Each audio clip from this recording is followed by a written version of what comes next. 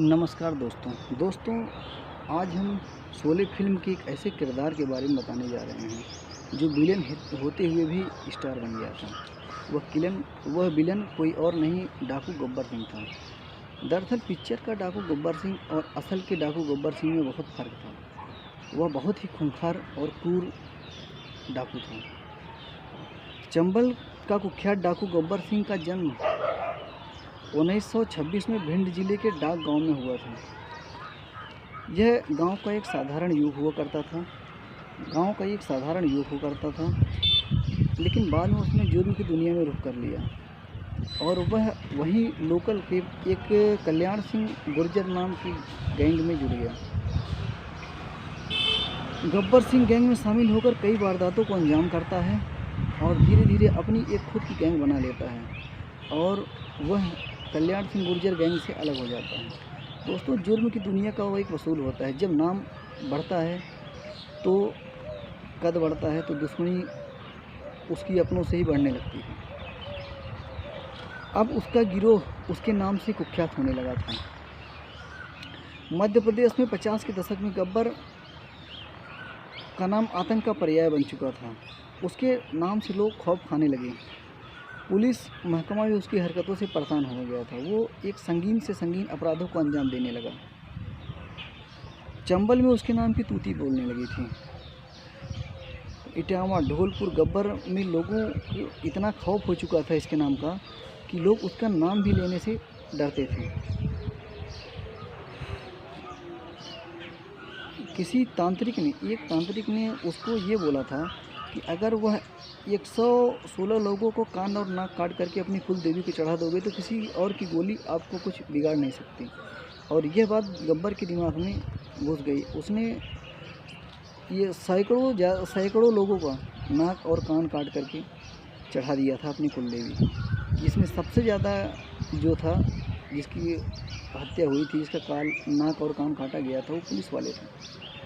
उस दौर में गब्बर के सिर पर 50,000 रुपये का इनाम था, जो उस दशक में एक बहुत बड़ी रकम थी। जो पूरे भारत में इतना इनाम किसी के ऊपर नहीं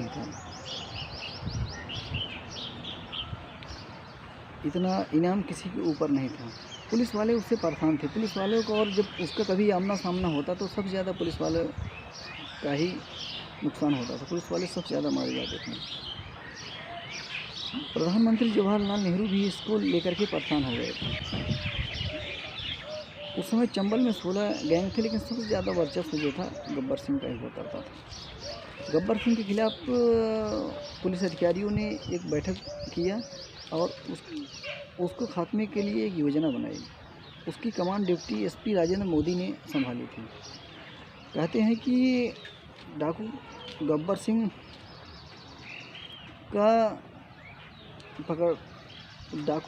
को पकड़ना इतना मुश्किल काम था कि कोई उसके बारे में कुछ बोलना ही नहीं चाहता था।